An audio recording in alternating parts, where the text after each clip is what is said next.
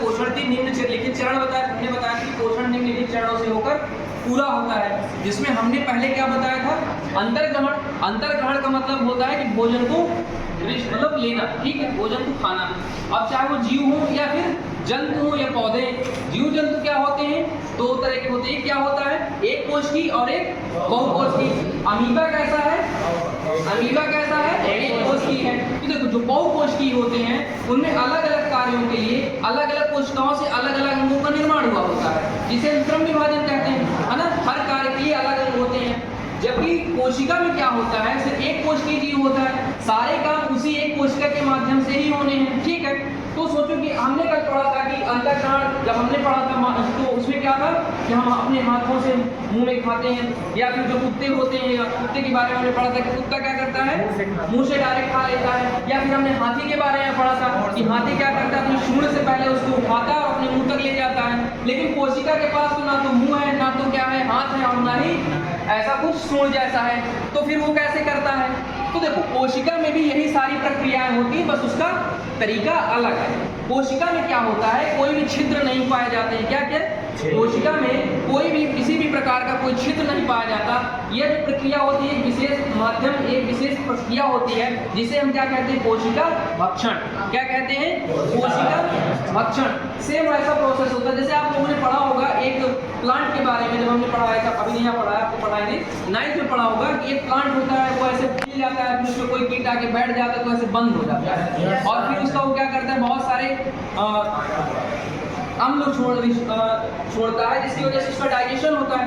Same यही प्रक्रिया होती है अमीबा में। क्या करता है अमीबा की, जैसे पास में कोई खाद्य कण आता है, जैसे कोई खाद्य कण आता है तो ये क्या करता है, अब देखो जो अमीबा के खाद्य कण हो सकते हैं, कल हमने पढ़ा था समभोजी, प्राणी समभोजी पढ़ा था हमने। तो प्राणी समभोजी क्या होता है, प्राणी समभोजी भी होते हैं जो क्या करते हैं, अपना भोजन ठोस अथवा द्रव अवस्था दोनों तरीके से क्या करते हैं, ग्रहण करते हैं। अमीबा क्या है, एक कोशिकी है, उसके साथ साथ ये क्या है, प्राणी समभोजी है।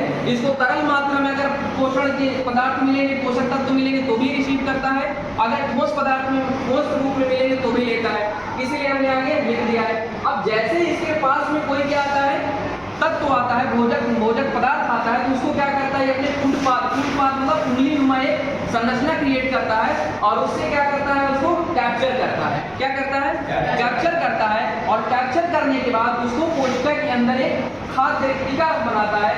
क्या करता है, एक खाद्य रिक्तिका बनाता है, और उस खाद्य रिक्तिका में उसका क्या होता है, उसको सरल कार्बनिक यौगिकों में विभाजित करता है। हमने पढ़ा था उपापचयी क्रियाएं, अपचयी क्रियाएं, ऐसी क्रियाएं होती। कौन सी क्रिया होगी, जिसमें जब जटिल कार्बनिकों के यौगिकों को सरल कार्बनिक यौगिक में बदला जाएगा तो कौन सी क्रिया होगी, उपचयी या अपचयी, ठीक है, ठीक है। उसके बाद इसका क्या हो जाता है, जैसे इसके अपचयी मतलब इसको छोटे छोटे कणों में न्यूट्रिशन सारे कर लिए जाते हैं। उसके बाद क्या होता है, इसका स्वांगीकरण। स्वांगीकरण क्या होता है, स्वांगीकरण का मतलब होता है कि जो भी इसमें पोषक तत्व मिले हैं उसको क्या करिए, अपने ऊर्जा के रूप में बदले, मतलब अपने कोशिका द्रव्य के माध्यम से उसको उस जगह तक पहुंचाए जहां पर उसकी आवश्यकता है, ठीक है। अपने पार्ट जो इसके डैमेज हुए उसको रिपेयर करता है। स्वांगीकरण में क्या होता है, ऊर्जा का निर्माण करता है, अपने जो डैमेज पार्ट है उनको रिपेयर करता है और ऊर्जा को स्टोर करता है, ठीक है।